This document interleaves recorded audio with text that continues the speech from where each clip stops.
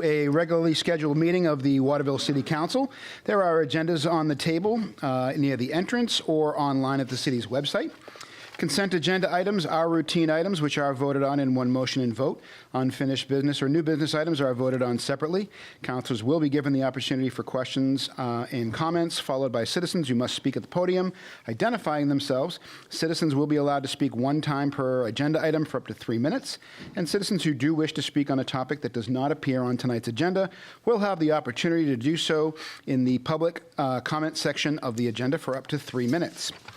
Kicking us off this evening is a public hearing for the Community Development Block Grant Program, Public Infrastructure Grant for the Head of Falls Village project. And I will introduce Garvin Donegan of the Central Maine Growth Council. And please come up and kick this off for us. Thank you, Mr. Mayor.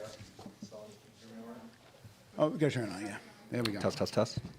Good afternoon or good evening, Mr. Mayor, Council Chair, councilors, city team, members of the public. So we're here this afternoon on a public hearing as requirement in state rules relative to a Maine Department of Economic Community Development Block Grant, or CDBG. Within that layer cake of funding within community development block grants, here tonight to discuss for the public and for public input processes the Housing Assistance Program. This is a grant program within MDCD specifically for housing projects. So I have the luxury of introducing here in a moment Mr. Todd Alexander, one of the principals of Hedda Falls Village. But maybe just as a quick historical retrospective, this project has been in the works really for many moons, many years now. The site is just adjacent to us. We all drove right by it as we entered the parking lot. It's now a flat site, home of locally known as the Bobbin. This project, the Hedda Falls Village project, is a really classic and thoughtfully designed mixed-use development. And what we mean by that is a heavy lens of housing. You're going to hear about a grant to support and unlock approximately 63 units, approximately 18 workforce housing units tied to approximately 80% AMI on a 1.7 acre parcel bound by Temple Front and Appleton Street. On that $32 million investment, looking for support from the state of Maine on a $500,000 CDBG grant.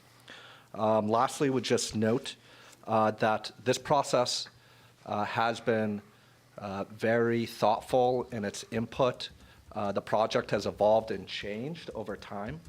Hedda Falls Village is reflected in the city's 2025 comprehensive plan.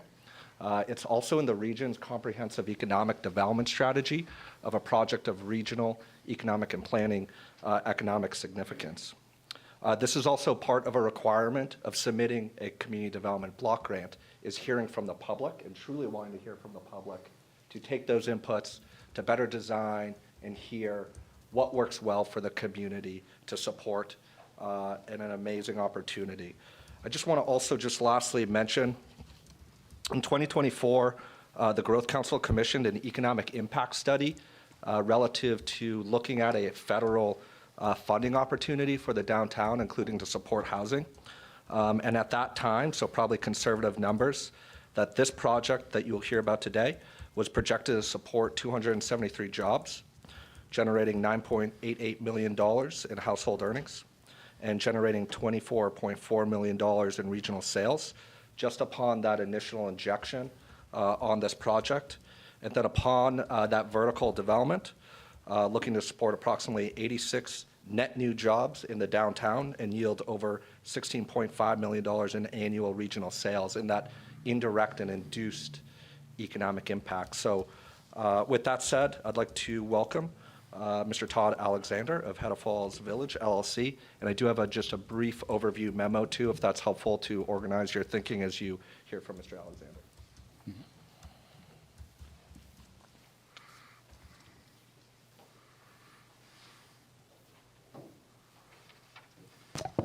As Garvin said, this is intended as a public hearing, so I'll try to give you guys a quick overview. Many of you are very familiar with the project. We've been before the council before. The primary purpose of this meeting is to collect public comment. That public comment will go into the application that goes into DECD as part of trying to secure this $500,000. So Head of Falls Village, Garvin gave a very good summary, mixed-use, multi-phase development located right across the street. We have a master plan, site plan approval in place, which calls for 2 buildings in the first phase, a total of 63 housing units, about 15,000 square feet of commercial space on the ground floor. This is traditional downtown type of development where we're trying to do mixed use, where we have really, really active ground floor, first floor spaces, and then housing above. For better or for worse, we designed a very, very, very aggressive public infrastructure plan, and that was through community engagement.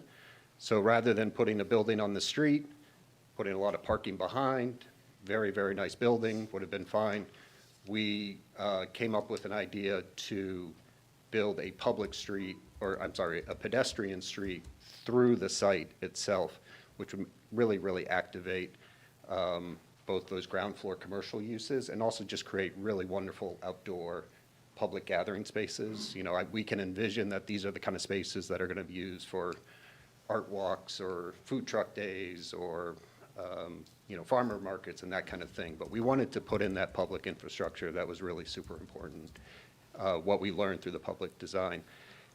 The downside of that is that we have a very, very, very, very, very expensive public infrastructure cost to the project. And that has been the main thing that we have been trying to solve for the past couple of years. Very expensive, very difficult to solve for because there is not a single place that you can go to the Department of Infrastructure and go get some public funding to help defray some of those costs. So what we've been trying to do is cobble together a lot of smaller sources that add up over time and can help us defray some of these costs. This application, it's an application that's going to go in for the city of Waterville to receive the funds, specifically dealing with public infrastructure that's in the public right-of-way that will be connected to this site.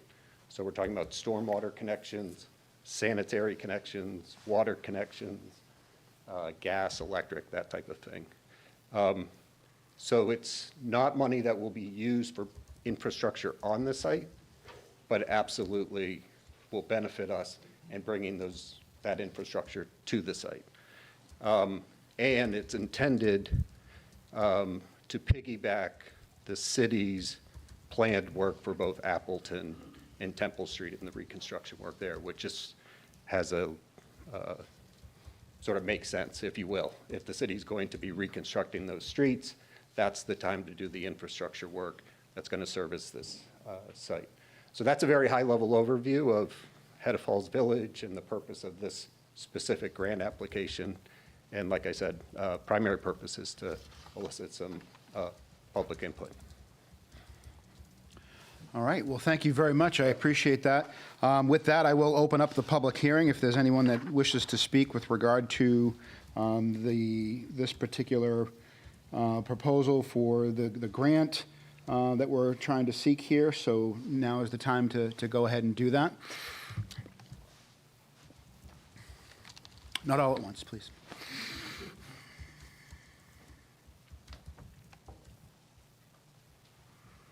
All right, well, with that, I will close the public hearing. And Todd, thank you very much. I appreciate that. Okay, moving on to the Pledge of Allegiance. I pledge allegiance to the flag of the United States of America and to the republic for which it stands, one nation, under God, indivisible, with liberty and justice for all. All right, next, any conflict of interest? Any counselors have any conflict of interest on any of the votes that they will take this evening? Seeing none, we will move right on to presentations. I think those who know me, I think they know my favorite word is collaboration. The second favorite word, if I was to pick one, would be recognition.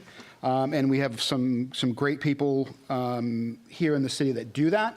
And tonight we're going to recognize some great people here at the police department. So with that, I will turn this over to, I thought I saw him, yeah, Chief, there you are.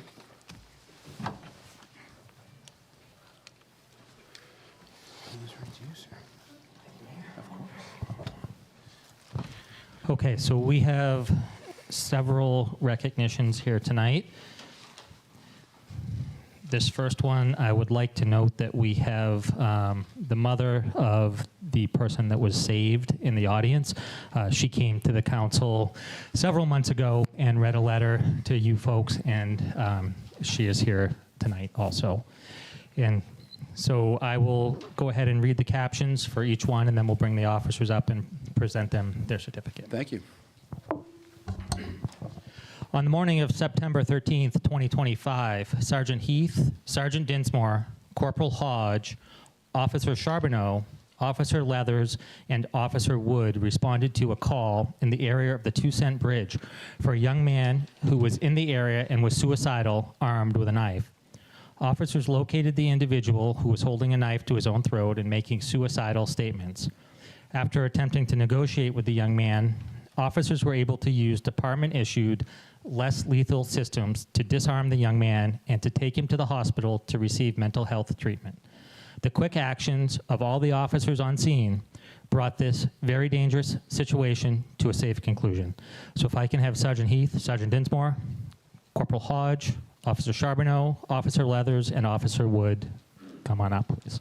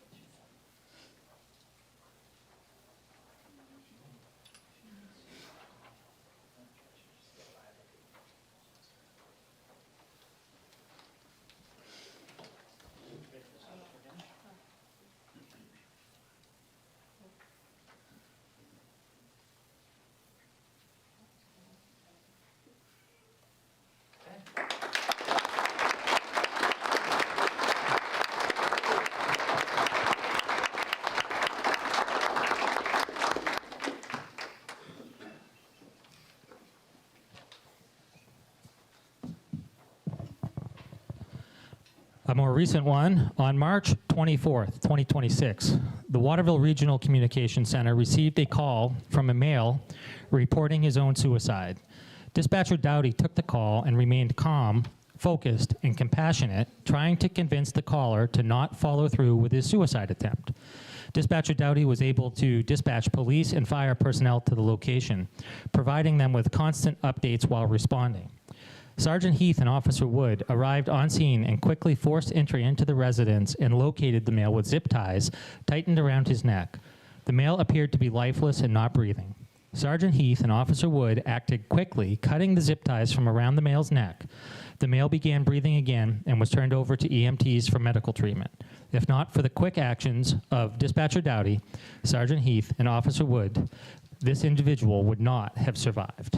And there's a slightly different caption for Dispatcher Dowdy, which I'll also read. On March 24, 2026, Dispatcher Shelby Dowdy received a 911 call from a male reporting his intent to commit suicide. Dispatcher Dowdy calmly and compassionately engaged the caller, gathering critical information while attempting to prevent him from following through as he used zip ties around his neck to restrict his breathing. Throughout the call, she remained focused and professional, relaying real-time updates to responding officers and fire personnel. Her actions ensured responders understood the immediacy of the situation, leading to forced entry into the residence and life-saving aid prior to the male being transported to the hospital. Without Dispatcher Dowdy's timely and accurate communication, the outcome could have been tragic. And if I could have Officer Wood, Sergeant Heath, and Dispatcher Dowdy come on up.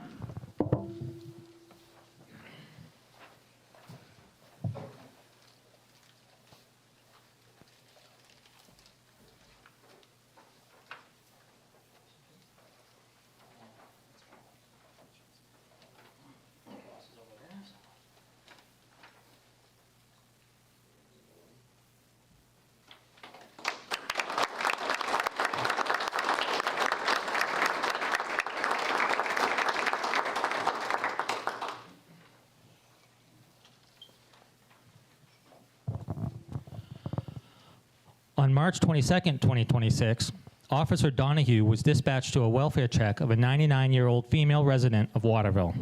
Upon his arrival, there was no answer at the door. Officer Donahue began checking windows and was eventually able to see the female laying on the floor.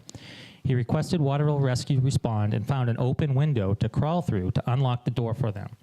The female was eventually transported to Portland, where it was learned she had multiple neck and facial fractures. If not for Officer Donahue's quick thinking and problem-solving skills, I'm certain this event would have had a more tragic outcome. Devin?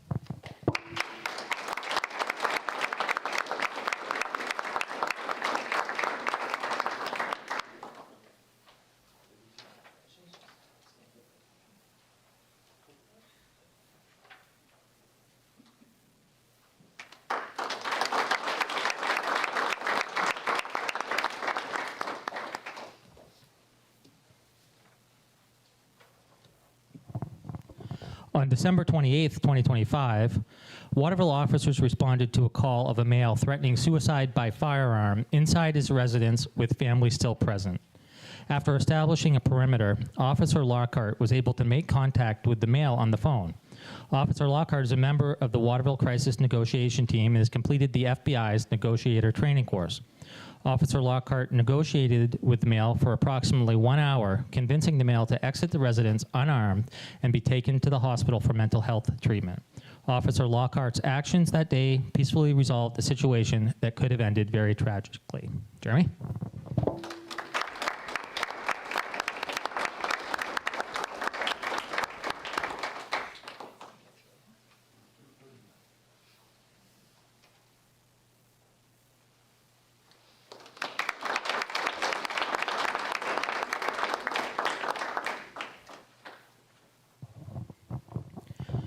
On January 2nd, 2026, Waterville officers responded to a call of a male threatening suicide by firearm inside his own residence.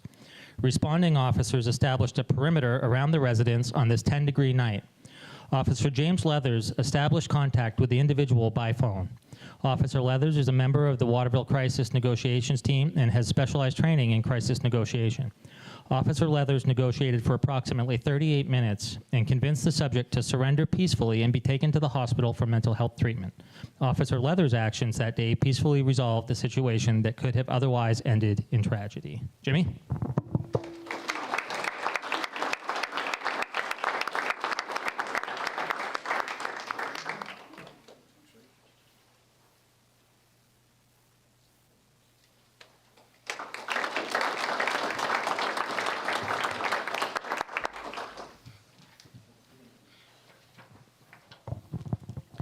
Sergeant Biggie was unable to make it tonight, but I'm going to read this. On December 23rd, 2025, Waterville officers investigated a case of domestic violence stalking. Officers established probable cause for the arrest of the suspect in this case. Officers located the suspect and made contact with him inside a residence, but he would not open the door. He communicated back to them that he would not come out and submit to arrest, leading to a standoff. A warrant was sought to force entry and arrest the suspect. Before forcing entry, Sergeant Vigu, the commander of the Crisis Negotiations Team, began negotiating with the suspect for his surrender. Sergeant Vigu was able to convince the suspect to come out, and he peacefully turned himself in. Sergeant Vigu's actions, negotiating the peaceful surrender of the suspect, alleviated the need to force entry into the residence, which would have put the officers and suspect at a much higher risk of injury.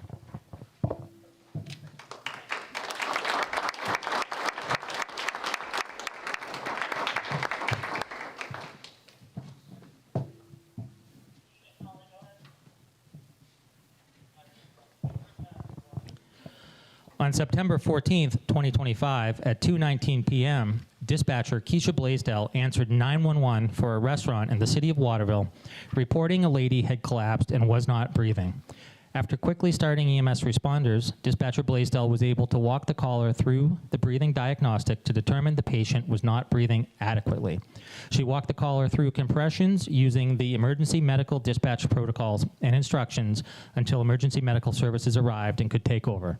The patient was transported to the hospital and later discharged. And that is a CPR chain of survival save for Keisha Blaisdell.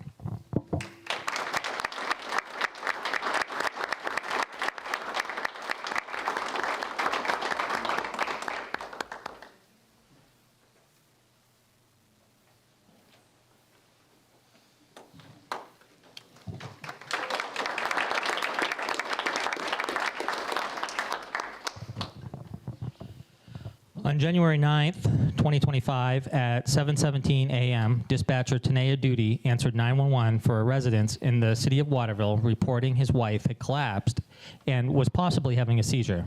After quickly starting EMS responders, dispatcher Duty was able to walk the caller through the emergency medical dispatch protocols and instructions until EMS arrived and could take over. The patient was transported to the hospital and was later discharged, and that is another CPR chain of survival safe.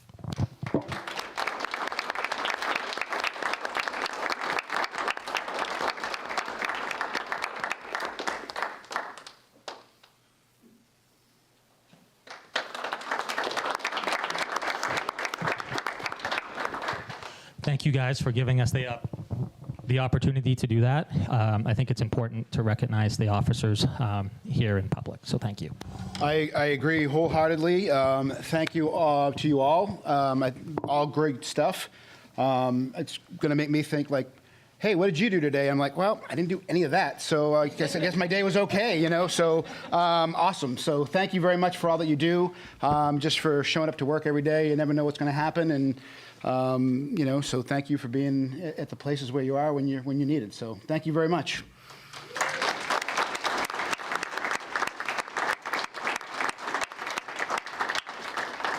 All right. Next, we have a presentation from Nate. And yeah, I see Nick, Jay, and then, yeah, we got a whole bunch of people here today from the Colby Policy Lab. And then, Patty, I think it'll be those first couple of slides in the packet. But I can kick us off, just a quick intro for them. So about a year ago, we established a partnership with Colby Public Policy Lab. The goal of this partnership was to build capacity for the city by having students work on targeted, well-organized projects. So Eli is here as one of those students. First project we did was an evaluation of the community paramedicine program with the EMS department.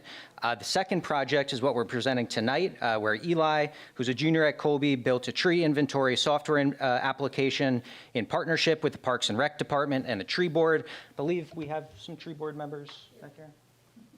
Yeah, so he's done a great job collaborating not only with city departments, but the public. It's a volunteer board, citizen board, so he's done truly a fantastic job collaborating with them.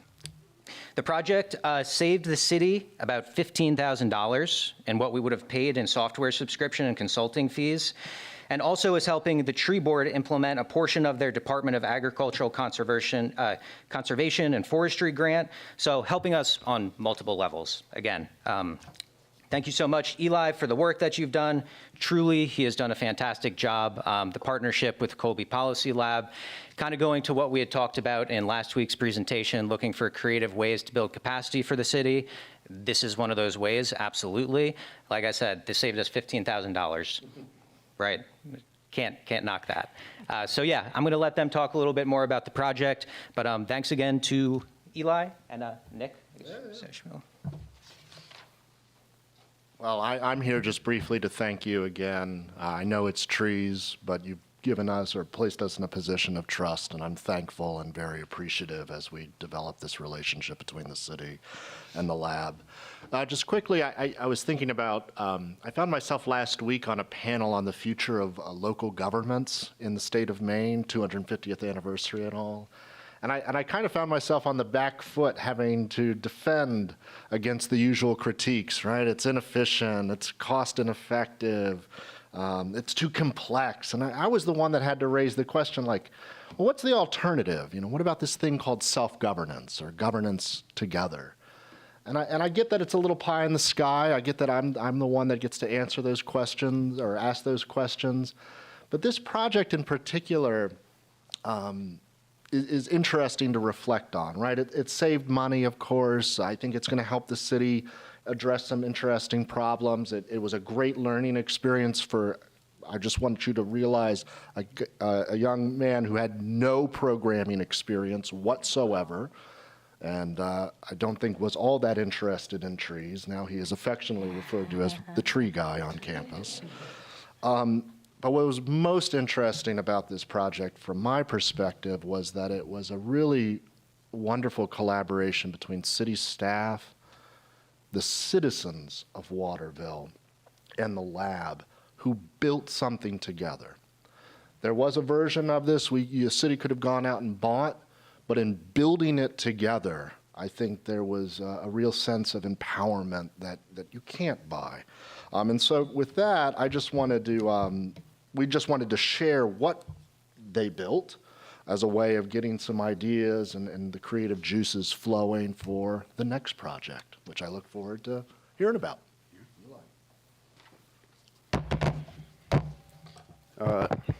Thank you, Nate and Professor Jacobs. I do not take the tree guy title lightly. And so, yeah, what we've been working on for the last couple months or so is a map displaying 3 inventories of city-owned trees. Right now, we are at 1,111 trees. We've been able to use a calculation of environmental asset value that lists the total value of those trees at around $214,000. The map and tool are equipped with a bunch of different functions, such as bulk add and removal. So as the city looks to plant more trees, they're able to add those seamlessly through a template spreadsheet that they'll just upload right back into the site. Along with that, there's some biographical information for each tree, some of which is provided by those who conducted the tree inventories, and then is also there's some fields where tree board members are able to add information and log condition updates on their own. Yeah, so the slides are kind of just a preview. This is our cumulative data. So as you can see there, we have our environmental asset value. We're able to automatically flag risk of emerald ash borer exposure. We're able to break down that environmental value, so we can see things like stormwater savings and CO2 sequestration, as well as breakdowns of things like the most common species of trees in Waterville. And then moving on, this is just an executive summary that is printable and I guess downloadable by the tree board. These sorts of reports are available throughout the site. In terms of just having simple, presentable reports for the tree board and Parks and Rec to use to make these sorts of planning decisions. Moving along. Sorry. This is a prospective tree planting tool. So what the tree board will be able to do with this, it's a little bit zoomed out, but you're able to input the name of the tree, kind of click and place its location, choose a prospective planting date. And then from there, you'll create a report that can also just be turned into that same bulk add spreadsheet that we were just talking about. This is the bulk add page, excuse me. So you'll be able to download a blank template that will automatically fill the scientific name of a tree based on the common name that you put in. You're able to input the size of the tree. You're able to eventually go on to click and place the location after choosing a street address as well, and all the streets of existing trees in Waterville are automatically loaded into that spreadsheet. This is the prospective tree planting tool again. And then this is an example of a stand dynamic report that's included automatically in the site. These are updating, so as new trees are added, they're just automatically loaded into these reports, and they come up both as new website pages and are also downloadable. This is an example of a report that we are able to have the tree board generate. It's tree health and priority, so there's some pre-existing scores in there that'll track, I guess, automatically high-risk trees, and then you're also able to create these sorts of reports based on user-created removal lists, or you're able to just select a certain number of trees as you're looking through it on the site. And then finally, this is an example of a work order that users also can create throughout the site. You're also able to track the progress and update the progress of these reports. You're able to include notes, select a certain type of work, and see, I guess, an estimated cost as well. And yeah, that would be the tool. So when we set out to do the project, wanted to make sure this was institutionalized, so it wasn't just built, and then we had to, not that we wouldn't love to rely on Eli's expertise for all this, but Eli also spent time with Matt as well. So training the city so that we can use this tool for ourselves. I think, again, we talked last week about ways we can build capacity for the city, right? When we look at partnerships that we can leverage to do that, I think this is a great partnership for that. And, you know, it's one of many projects we're going to continue doing with the Colby Policy Lab. I think there's a lot more that we can do with them. Again, this saved us a bunch of cash. But yeah, so just thank you again, Eli. I wanted to say this has been fantastic for the city. Awesome. Well, thank you very much. I appreciate it. I did have a moment to speak with Eli. He is a junior. This is his first foray into the policy lab, and he was very excited about it. He's looking forward to coming back, so that's great. Does anybody have any questions for any of the crew that's up there? Councilor Green. Yeah, I'm just curious, what is the most common tree in Waterville? That's a good question. If I remember correctly, I think it's the elm. Is it? It is. Okay, still the elm. It is. The All very. right. We don't have to very- change our name then. Yes, Our I think we're nickname. set. What was your last name? Weinberger, Weinberger. Thank you, Eli. thank you. Oh, yeah, one other thing, tree guy, careful, because we already got one of those guys in town, so I don't want any trouble. No trouble, So, yeah, no yeah, trouble. you know. Awesome, well, great. Well, thank you very much, I appreciate it. Yeah, looking forward to, I know you guys are getting ready to wrap up this year, and so, yeah, we'll look forward to seeing you guys come back late August and see what we've got for you between now and then. So, awesome. Thank you. Thank you very much.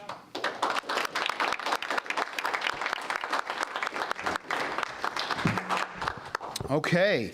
Next, final presentation of the evening is we do have a presentation on dark sky, kind of a thing that originated with the Youth Council.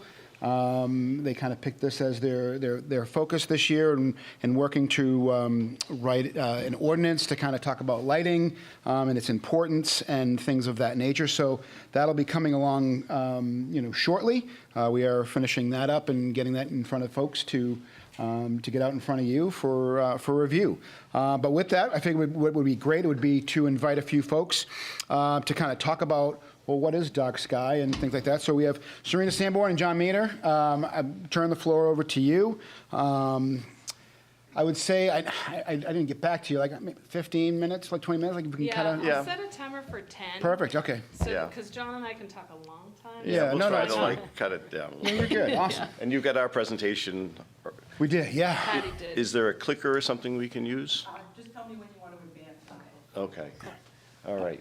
Patty, I will ask, can you blow that up, You can bring it to the next one.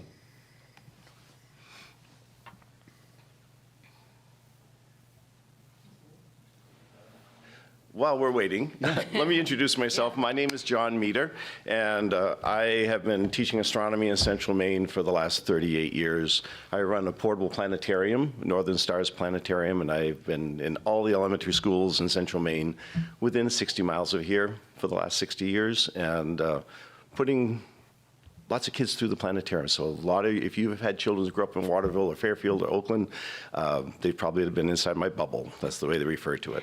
So I've been teaching about dark skies my entire career, and I've been doing this since 1979 in one fashion or another. And so the picture you see there is a picture of the skies over Portland, Maine at midnight.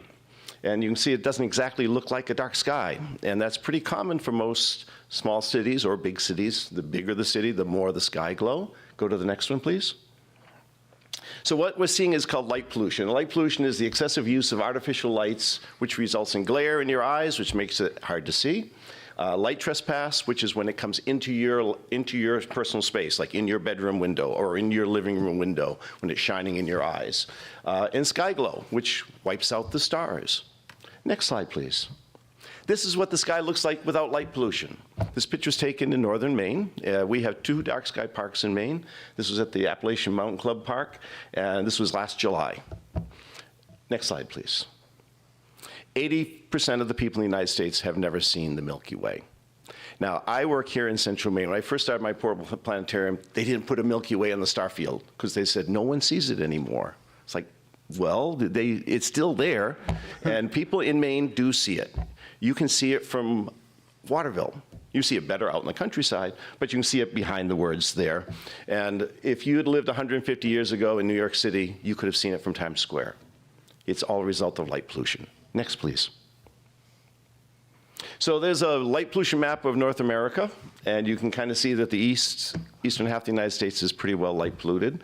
Go to the next slide. We'll zoom in a little bit closer to hometown here, and we see the state of Maine. And Maine has this dark spot in northern Maine where there's very little light. It's actually, by using light meters, has been proven to be the darkest spot east of the Mississippi River. And that's not hyperbole, that's a fact. It's measured by measuring the darkness. There are little light meters you can do that with. And so I was one of the founding members for Dark Sky Maine, which is a subchapter of Dark Sky International. And we're working really hard to preserve that. And the fact is, it's really wonderful if you go up to Katahdin Woods and Waters, the EMC, or the Allagash, or Baxter State Park. It's not terrible right outside of central Maine either. And we're trying to make that, keep it that way, not let it all disappear. Light pollution is increasing right now by 9% a year nationally. That's a lot. Next slide, please. So just to give you an example here in Maine, that's Portland again, from South Portland looking across the harbor. You can see a few stars. You're not going to see the Milky Way from Portland. Next slide. This is Parker Pond, which is in Vienna, and that picture was taken at 11:30 at night. That's not the sunset. That's the light of Augusta, 35 miles away. Now you can still see the Milky Way above it. Parker Pond's a beautiful spot, but that's quite a bit of glow there, right? And we're paying for that glow. One thing, people, I'm a star nut. I want to see the stars, right? But there are people who say, I had a guy come up and say, I don't care about the stars. They're just dots in the sky. I said, do you care about this stuff? We have to pay for the light that goes up as well as the light that goes down. No one gets mugged 50 feet in the air. No one trips 50 feet in the air. We trip on the ground. So people like me who want good light, we're not anti-light. I don't want Waterville to be black and dark and everyone's wandering around. Where is everything?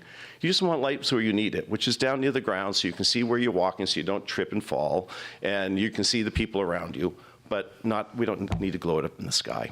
Next slide, please. We go to a darker spot and we get away from the city lights and the sky really turns incredibly dark, and when it gets dark, you can see lots and lots of stars, up to 5,000 stars on a starry night. That's in the Appalachian Mountain Club's Dark Sky Park. They have 130,000 acres that's designated that way. And to maintain that, they have to do things like count how many light bulbs are on their property and keep the light down and have it be dark compliant lighting. Next, please. So there's a scale for darkness. It's called the Bortle scale. It's invented in 2001, I believe, or put together. It wasn't really invented, I guess. Waterville would fall somewhere between Millinocket and Augusta as far as on the Bortle scale, 4.5, which isn't terrible. It's not as good as Antarctica, but we don't expect Waterville to ever be as good as Antarctica. But it could be maybe closer to a 3 if we worked on it. Next. So what's bad lighting? That is bad lighting, because half the light's going up into the sky. You're paying for that part too. I was told at one point that a typical street light costs about $40 a year to run. And if 35% is going up in the sky, that's about $17 for every street light for light that's going up and not helping anybody. So it's a money-saving thing. Let's go to a better lighting. That's a little bit better, but it's still pretty bad. You got a lot of glare. Glare is when the light's shining right in your eyes. When someone's coming down the road with those blue-white headlights, and you're like, whoa, maybe they can see well, but I can't see anything.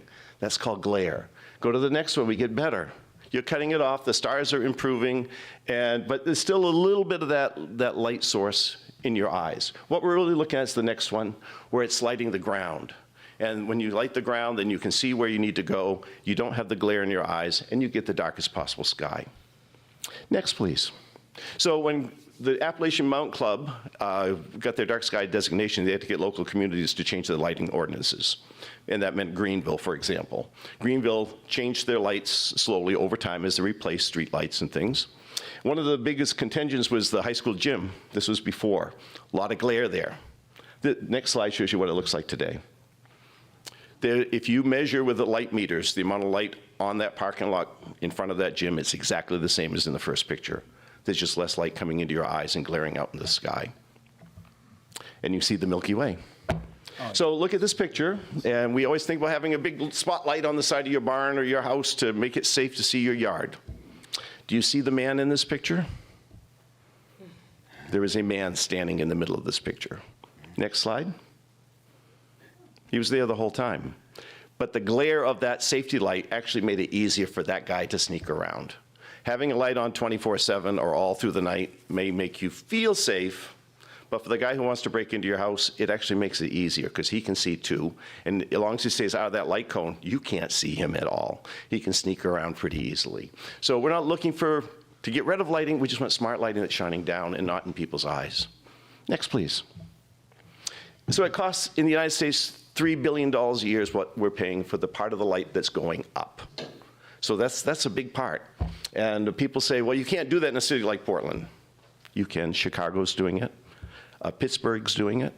And they're doing it largely because they're saving hundreds of thousands of dollars on their lighting bill for public lighting, because they have thousands and thousands of public lights. Next. And I'm going to kind of transfer here.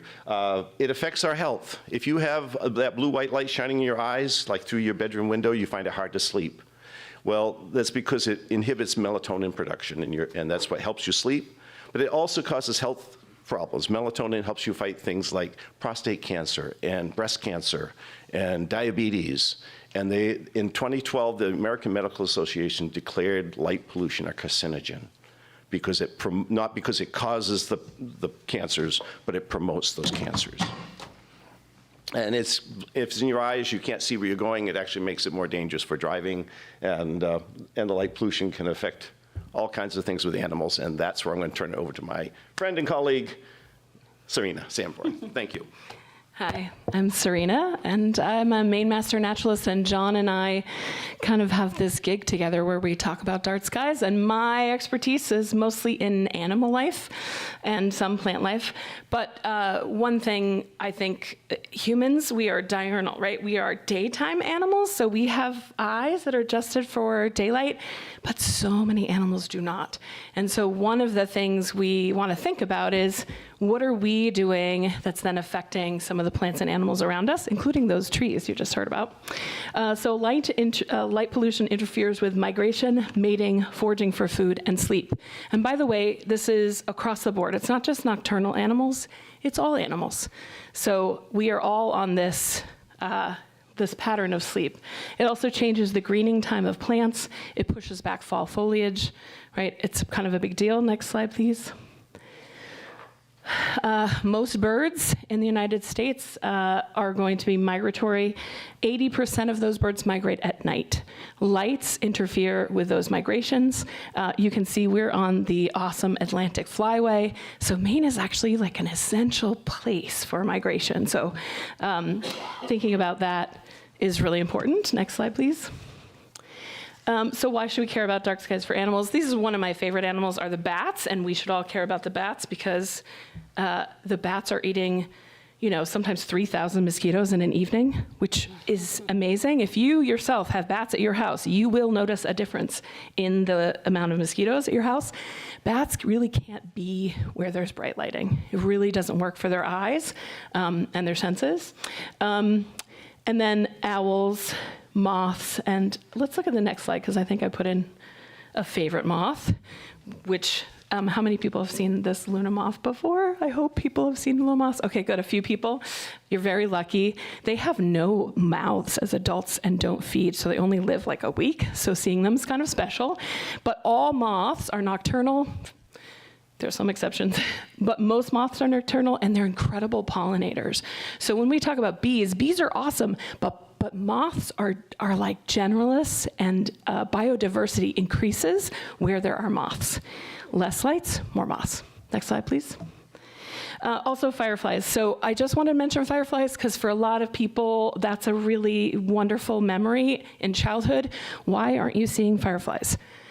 Several reasons. Light pollution is actually top number one. We've already hit 10 minutes, so I'll go quickly. Fireflies are really affected by light pollution. They're affected by other things too, like herbicides. But if you turn your lights off at night, even in Waterville, you will attract fireflies. They really need darkness to mate, right? So if you love fireflies, turning off your lights, also leaving your leaves, by the way, great for them too. Next slide, please. I'm almost done. Okay, and this is where John and I can really talk about what you can do. So this is my favorite pollution to talk about, which sounds super dorky, but it's because you can do, everyone can do something about it. It is not a pollution like plastics where I don't have power. It's something you can do in your own house. It really is just, can you put your lights on a timer? Can you direct the lights down? Can you not direct them into the sky or all over your yard? Can you also put curtains on? John and I brought different color temperature lights too, and I think, did we put one more slide? Let's see if we put that one. I think that was it, but John and I brought a demo, and you're welcome to ask us questions about this, and I wanted to thank the Youth Council for inviting us. It's really fun for us to talk about this, and I feel like it's like one of those things that we're both so passionate about, so thank you for that. One of the nice things about light pollution, which is very different than water pollution or air pollution or all the other things we have to worry about in this world, is the nice thing about light pollution is when you shut off the lights, it goes away instantly, because it's trying to fly away at 186,000 miles per second, so it's not staying around. So you can shut it off, and people often say, well, will my backyard make it? It will make a difference. We had a lady recently who said, I shut off my lights in the backyard, and suddenly I started getting birds, and getting insects and moths and bees that were never there before. So it can make a difference, and it can make a big difference in a community. It's also as an economic driver. These dark sky parks, people come because it's a place they can see the stars. When Katahdin Woods and Waters became a dark sky park, Patton and those towns around there, Patton and Stacyville and Millinocket, there was a lot of resistance to that. And they've seen people suddenly showing up because they want to see the stars. The local people thought, well, they're just stars. Everyone sees stars. It's like, it seemed prosaic to them. It's not, because most people don't see the stars. And people will come, and if they come, they're going to spend money, and it becomes an economic driver too. Awesome. Well, thank you very much You're for welcome. the presentation. Any questions or comments? Yeah, Councilor Beal. You mentioned that some cities are passing ordinances. I'd be interested in pursuing that. Is there, perhaps we could reach out later and talk about it. Yeah. No. Let me ask the city manager, do we have any ordinances on lights? Wait, hold on. would I'm defer sorry. to the I'm sorry. mayor. One second. Yeah. Do you talk to your son at all? Like, he is on the Waterville Youth Council. Like, that has been the focus of this youth council all year. Well, I was waiting for the right time. I'm so, also yeah. friends with Serena. So. Yeah, yeah. So we have there's a footnote to lighting in our ordinances. Nothing that says anything about any type of restrictions or things like that. The state recently just put out some guidelines for municipalities to kind of follow. The youth council has kind of worked with that and kind of shaped some things here in Waterville. So yes, they are planning to present to the council, hopefully at the next meeting, the ordinance that they kind of put together that kind of talks about some of the things that, and highlight some of the things that the state has already kind of put in place or used for guidance. So yeah, it's coming. The state just passed the first ordinance statewide for state lighting that has to be dark sky compliant. And there are some exemptions, and they're encouraging municipalities to look at their own ordinances and to start changing towards something that's more like dark sky compliant, partly because it's healthier, saves money, and it brings back our main heritage of a dark sky. The one aspect we didn't talk about is light color. That's what this is. I can't find a place to plug it in. But you're all familiar with those blue-white lights and the yellow lights, and we're really pressing people to get the more yellow, warmer light versus the blue light, because the blue light is what's harsh and has the most glare. Underneath the podium. Is there a spot? We have to move it Don't all tip- the way, maybe? There, if we can get it into there. Oh, it's all sealed up, though. Good luck. Yeah. No, I don't know. We'd need a Okay, screwdriver. we can bring it to you. Here. Yeah. Oh, you're going right behind you, too. Oh, yeah. So this is just a demo to show you the difference between the light. This is what we don't like. You see how blue-white that is? And this is really harsh on your eyes, and it creates lots of glare. This is what we're trying to get people to, 2700K lighting, which is like the old incandescent lights we all grew up with. And, you know, no one wants that in their living room. I don't know anyone who really wants to have, do you want fluorescent lights in your living room? Most people don't. This is much warmer. It actually creates a lot less glare, and those headlights you see that are like this, it makes it real, this is daylight. It makes it like daylight in front of you, but it's so glary that anything that's outside that cone of light becomes totally invisible. So that deer standing beside the road, you can't see. This doesn't do that, because it doesn't create the same level of glare. It's not, it'll give the same amount of lumens, the same amount of light, but it's got a yellow tinge to it. But something that's off that cone, like that deer standing beside the road or the moose, you're not gonna see it clearly, but you can see, but there's something there, and then you're gonna react to that. So it's a safety thing, and it's just a more pleasant light. These are variations in between. Thank you. No, thank you. My suggestion for Waterville too is the lights by the river are pretty terrible, in particular the one over the Tucson Bridge, and it really creates glare and it's not safe. I think I live in Winslow, I've walked across, I can't see anything coming towards me. So my first suggestion is Waterville taking on that piece, and I know the Youth Council has talked about this a little bit. We're also, should we talk about the Star Party? Yeah. Yeah, why don't you talk about it? And I'll stop. My name is Taylor. I'm a Waterville Youth Council representative. My name is Allison, also a representative on the Youth Council. And we would like to mention an event that the Youth Council, in collaboration with Waterville Creates, is hosting. It's a Star Party at Quarry Road on May 22nd. That's a Friday, from 8 p.m. to 10 p.m. And at this event, we'll just be kind of observing the night sky, appreciating the stars that we can see. There'll be like fun little events, kind of like sensory events. Serena will be there to talk about frogs in the spring, and John will be there to talk about stars. And it should be great. It's totally free, and I encourage anyone who's available to join us. It should be great. Excellent. Yep. Yeah, I know Thanks. we'll get, I think we're going to put together a one-pager so we can publish that out there, and we'll put it on the website and things like that. So I think that'll be great. So, Yeah, and if anyone has questions that comes up down the road about it, do feel free to contact either Serena or myself, and we'd be glad to come and talk or, you know, give us some thoughts on that.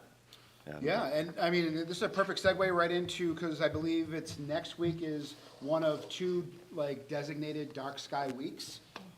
So with that, I feel it would be great for just a nice little proclamation to kind of recognize Dark Sky Week. Whereas light pollution has become an increasingly significant environmental concern affecting astronomy, wildlife, human health, and our connection to the natural world.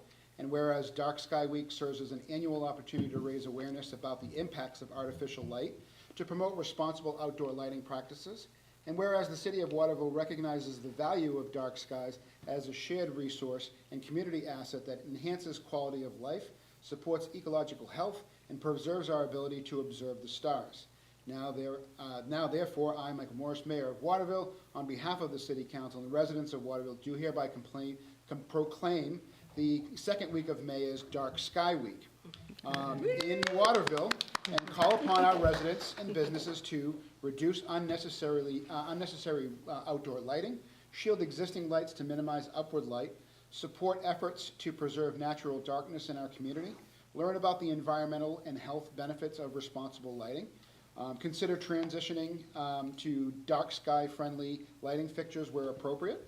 The city does encourage all residents, business owners, and municipal departments and community organizations to join in this observance and take meaningful steps towards reducing light pollution in our community. Finally, I would like to acknowledge and extend my sincere appreciation to the Waterville Youth Council for their hard work, dedication, and leadership in advancing this initiative. So there, I hereby set my hand and seal on the 5th day of May 2026. So I will hand this to you, and you have this for all of the work that you do for Dark Sky and the recognition. So thank you very much. But yeah, so Dark Sky Week. Thank you very much for giving us the time. We have some handouts here. People are interested that can help you learn a little bit more. it makes me proud. Yeah. Thank you. Thank you. I appreciate it. Okay. With that, moving on to our city manager report. Thank you. Up first is a reminder of the 2026-27 budget process that's been ongoing for the past several weeks. Up next on Thursday, May 7th at 6 p.m. here is the public hearing. So that's the first time that the citizens, taxpayers, and any people that would like can come and voice their opinions or thoughts or suggestions on the budget process. And the counselors will be here and some city staff will be here to hear your thoughts and help guide the remaining steps of the council's process with that year's budget. So we encourage participation, please.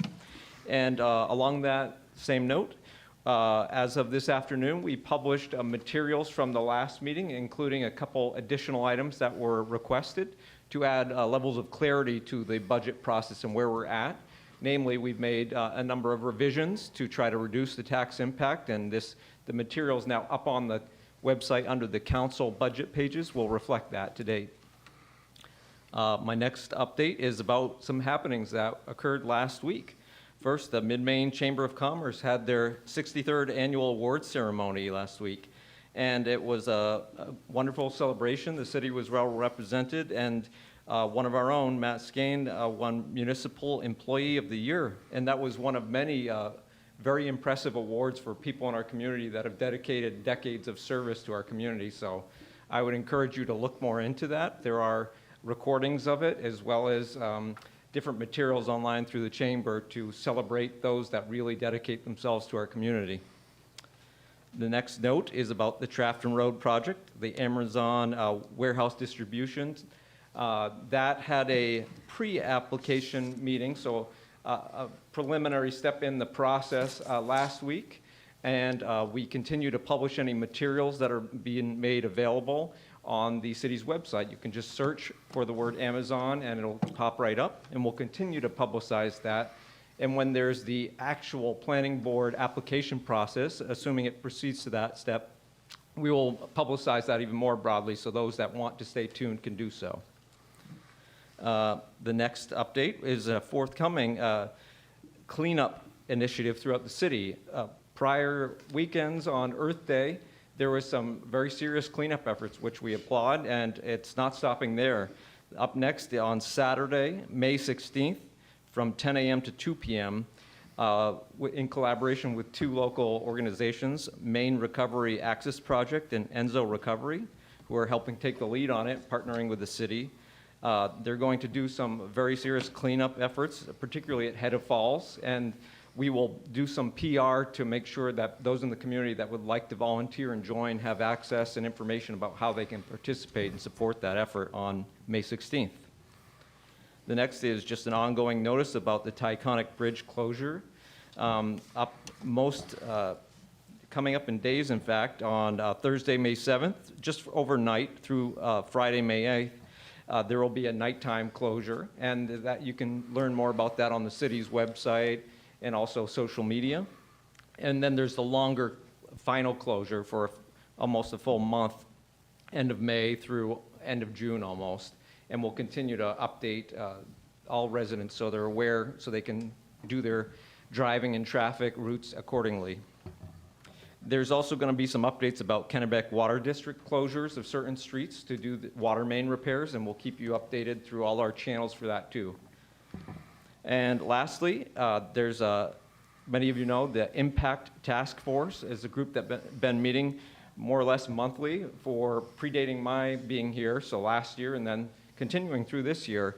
And it's a group that was brought together to address some very serious issues in the community, particularly to help those most in need, but also work with all of the service organizations that help not only the homeless, but people that need some recovery issues, that need some financial assistance, public health assistance, and try to find solutions to work together.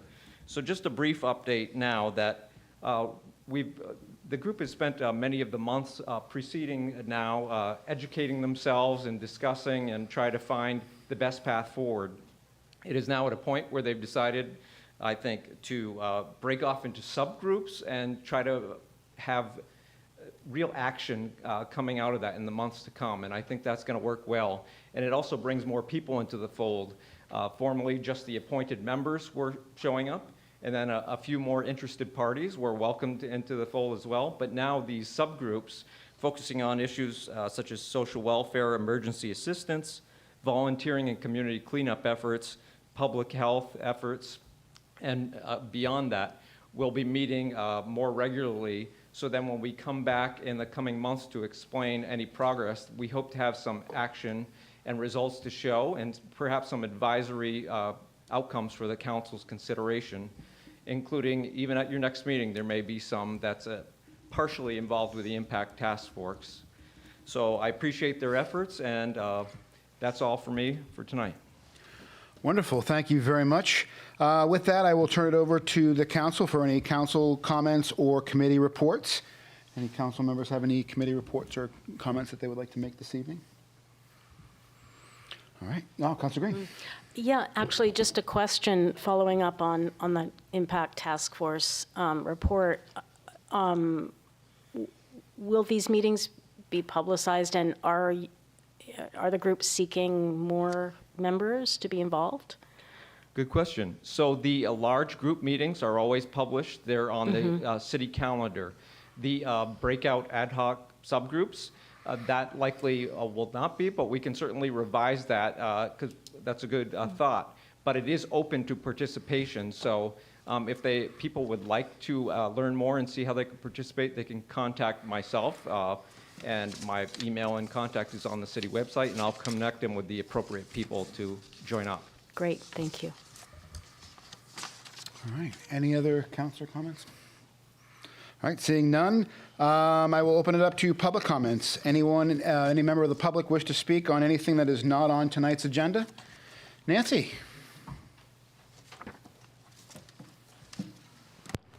Hi, Nancy Sanford, Ward 1.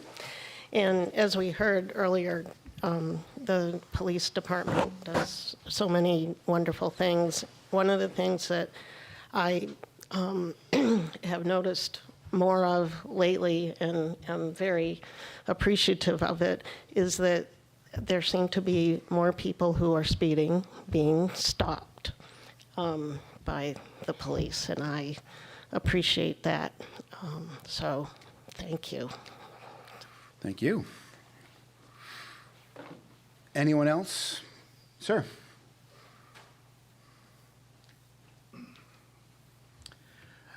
Ryan Tibbetts, Ward 4. Mr. Mayor, councilors, if you might indulge me for a moment in a little thought experiment.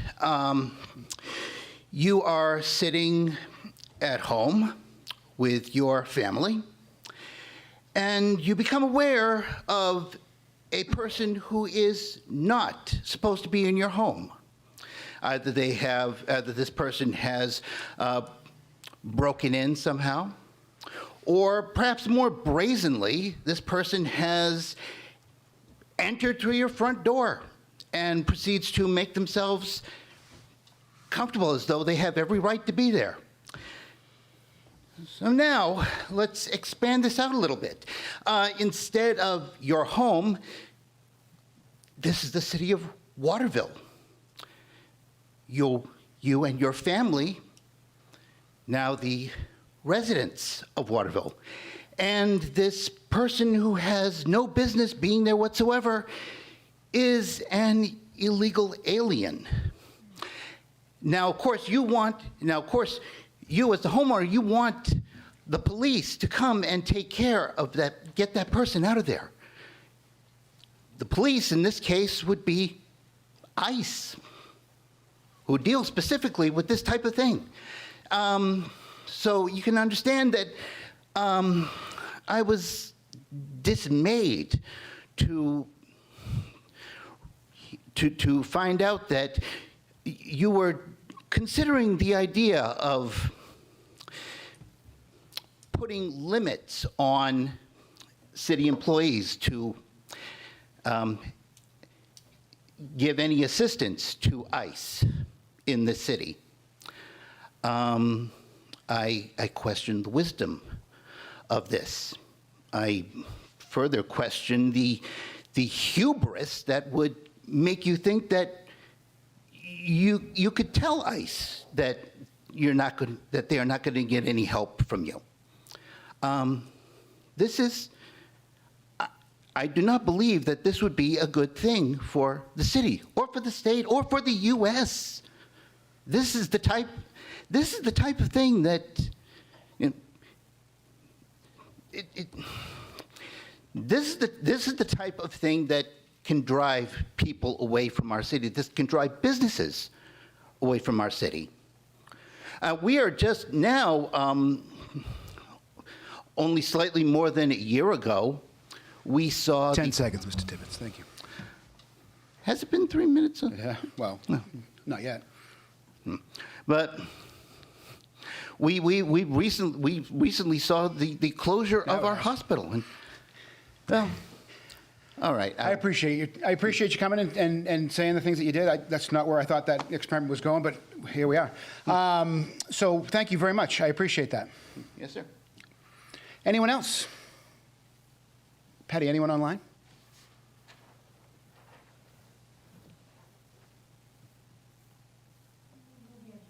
Wonderful. Okay, moving on to the consent agenda. Can I please get a motion to approve the consent agenda? Motion to approve consent agenda. Second. All right, who's here? All those in favor? All right, wonderful. Now, can I please get a motion to read by title only? Motion to read by title only. Second. Okay, all those in favor? All right, wonderful.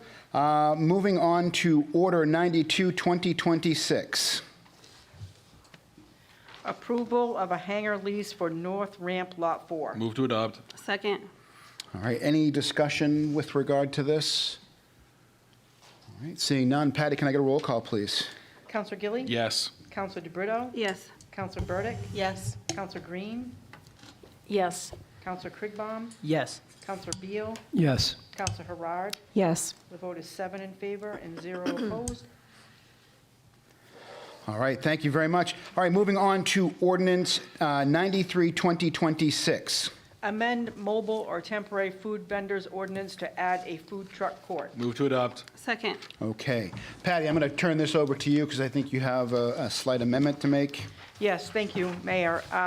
We heard from Code Enforcement Officer Dan Bradstreet, who expressed concern about some of the language in the ordinance. It was a little bit vague. And so in consultation with Bill Lee, the city attorney, he suggested that we strike out the language that is in the handout that I provided you in yellow, that basically strikes out that the code enforcement officer may conduct inspections of vendors to ensure compliance, and the chief of police or code enforcement officer may impose reasonable time, manner, and place restrictions on operations to ensure pedestrian and motor vehicle safety. The code enforcement officer may impose reasonable time, manner, and place restrictions on operation to prevent interference with neighbors' use of their property from such things as noise, odor, fumes, and lighting. And then we would also change item D back to C if those items are struck.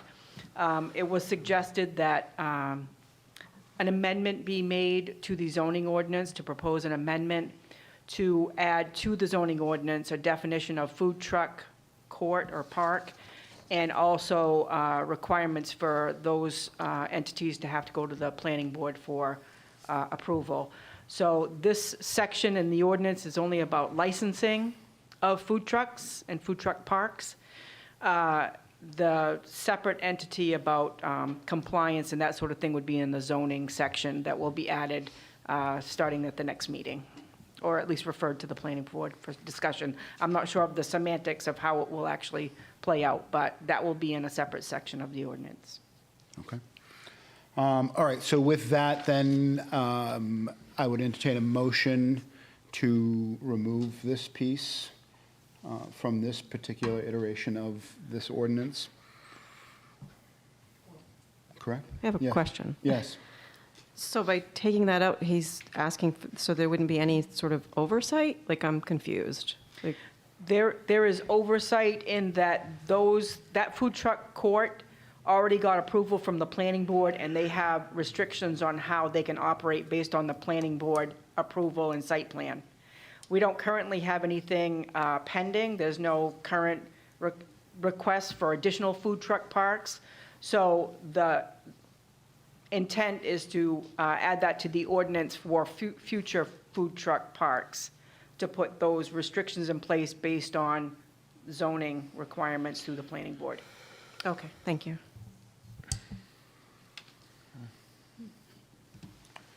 All right. So was there a motion? I'm Yeah, sorry. so I'll make the motion. I'll second. Okay. Any discussion with regard to the motion? All those in favor? Well, I Oh, have sorry. one. Yes, Council Green. Just trying to understand the item B. So the food truck park has been approved by the planning board and and is responsible for the vendors within the park. Is that Correct. right? So Correct. they, who do not have to have their own license? Correct. They still have to meet state health requirements, but they wouldn't have to get a separate license to be in the food truck park. What we're finding is it's becoming very unwieldy to deal with the revolving number of vendors that are coming in daily to be at the food truck park. So this is similar to what we do with, if there's an event in town, vendors that are under the umbrella of that event don't have to come and get a separate food truck park license. It's under the discretion of the event organizer. So this is similar to that it would be under the umbrella of the food truck park owner to ensure that the people that are in the park are in compliance, and they would also be responsible for ensuring that the people within the food truck park are not selling similar type food to victualers licenses within 250 feet of their space. Okay, and presumably then, there can be as many food trucks in the park as the owner of the food truck allows? I don't know what the restrictions are there. I'm sure that the food truck park knows what the planning board approved, and that they would adhere to those, and I'm sure the code officer knows what they can be allowed as well. I guess my question just really goes to, we have an umbrella now. Are we losing revenue by not licensing individual food trucks? Well, I think the additional revenue would be offset by a higher fee for a food truck park license. So rather than a one-day license for this vendor and a 7-day for that vendor, and they're kind of cycling in and out, $30, $50. And it's a lot of administrative work for us. I think it would basically balance out by having the food truck park license be a $500 annual fee, and then they can manage the vendors within their park.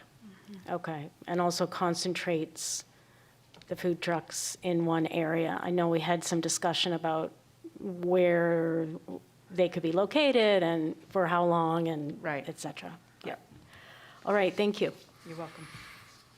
All right, so we have the motion and a second. So all those in favor of moving it as amended? This is just the amendment. Amendment, correct, Yep. yeah. Okay, Okay, and now we can move it as amended? yes. And this is a second read, this is still a roll call, or? Yes. Correct, but we need to move it as amended and get a second? Okay, So moved. Second. Thank you, and now it is a roll call. all right, All set? yeah? Counselor Gilly? Yes. Counselor DeBrito? Yes. Counselor Burdick? Yes. Counselor Green? Yes. Counselor Krigbaum? Yes. Counselor Beal? Yes. Counselor Harard? Yes. The vote is 7 in favor and 0 opposed. All right, thank you very much. All right, moving on to Resolution 95, 2026. Authorize the city manager to submit an application for Head of Falls Village to the Maine Community Development Block Grant Program, CDBG. Move to adopt. Second. Okay. Nick, I don't know if you want to say anything, but this is basically this part 2 of the public hearing that we had. We got some public feedback, and now this is the resolution for him to submit, the application for the grant on behalf of the program. Any comments or concerns, questions with regard to this resolution? Anyone from the public? Okay, seeing none, all those in favor? All right, wonderful. Moving on to Resolution 96, 2026. Award a contract to Hammond Lumber Company, Quarry Road Maintenance Building Materials. Move to adopt. Second. Okay. Andy, is that you? Yep. Thank you, sir. Good evening. Hoping you didn't have any questions. Oh, well, we still might not, but like, I mean, I don't know if you want to just give the council just a kind of heads up. as to- Just briefly, Yeah. so the city was awarded a Main Trails Program grant for $250,000, and it's to maintain and build trails, but also to build a 30 by 36 square foot maintenance building. So we put the building out to bid, but the prices are way too high, so we decided to build it ourselves.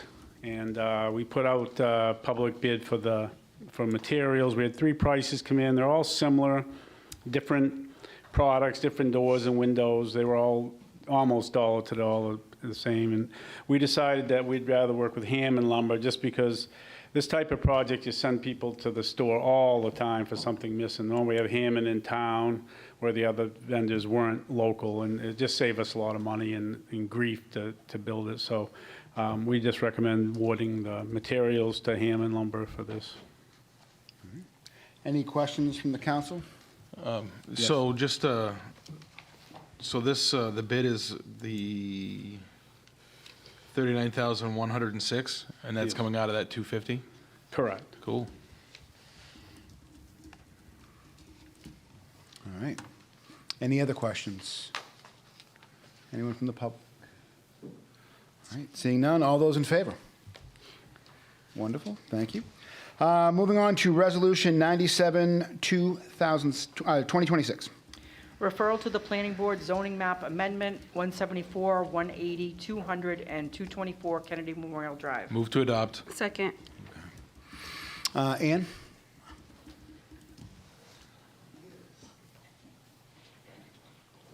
Mr. Holmes is here representing Mr. Weinstein, if Okay. you'd like to hear from Sure, him. yeah. Thank you.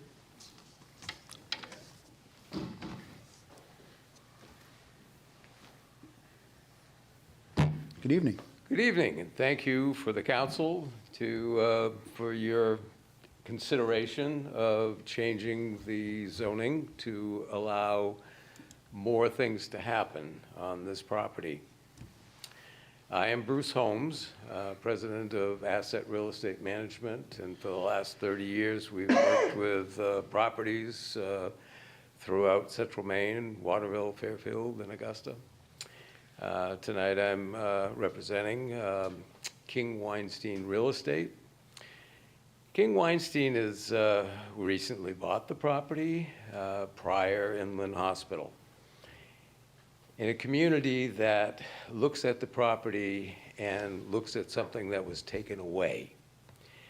So the opportunity and the challenge that King Weinstein has is to come up with something that they can return to the community of Waterville. The property is 5 buildings, 30 acres, fabulous location, right on KMD. But it's also a mix of buildings, and the property's a mix. So in keeping with the trends across the country, I think that King Weinstein Real Estate, which is a very innovative company, is kind of looking at the trend across the country of working, living, recreating on the property. So we kind of have a puzzle of different parts of the property. And the challenge that King Weinstein Real Estate has is putting the pieces of the puzzle together, make it integrate to the community of Waterville, make it add to the community for something that the community found that was taken away. We want to get something back. So we're in hopes that we will come up with, or King Weinstein Real Estate will come up with, something that will provide up to possibly 57 units of workforce housing plus in the main section of the hospital, in the area that was referred to as the Medical Arts Building. We're hoping to begin to lease that out as in office space. We already have one medically related tenant interested in the first floor, and we're hoping to come up with a configuration so that we will get at least several of the floors available for what the market might bear for trade. Realizing, of course, that the leasing market has been off for the last few years, but we have an abundance of space and an abundance of energy to try to make it happen. So 222 KMD is under contract being sold. 174 KMD, they apparently have a tenant that is in process and hopefully will be consummated soon. 242, there are some people that have been looking at that building possibly for sale. Otherwise, our company will have it available for lease, and we are working with Kennebec Water District to resolve everything that we can. That they had some questions in the buildings and the way the water lines ran, but complications, but resolvable. So out back, we have a maintenance building, another little building, and the acreage. And fortunately, what we also have out back is a wonderful walking trail. One of the things that King Weinstein is hoping to look at doing is to create some condominiums out in the back area. So we would have working, living, and also recreating that we would try to bring into the community, make it fit within the city of Waterville. This week, King Weinstein is meeting with some architects Thursday or Friday of this week. So the process is beginning. We're absolutely hoping that the council will agree to allow us the opportunity to have King Weinstein look at putting the pieces of the puzzle together in something that we can present to you that would be a real plus for the community. Thank you. Thank you. Any questions from the council? I mean, this is a referral to the planning board, and so any questions with regard to that? All right, anyone from the public? All right, all those in favor? Wonderful. Thank you very much. And with that, I will entertain a motion to adjourn. Motion to adjourn. And second?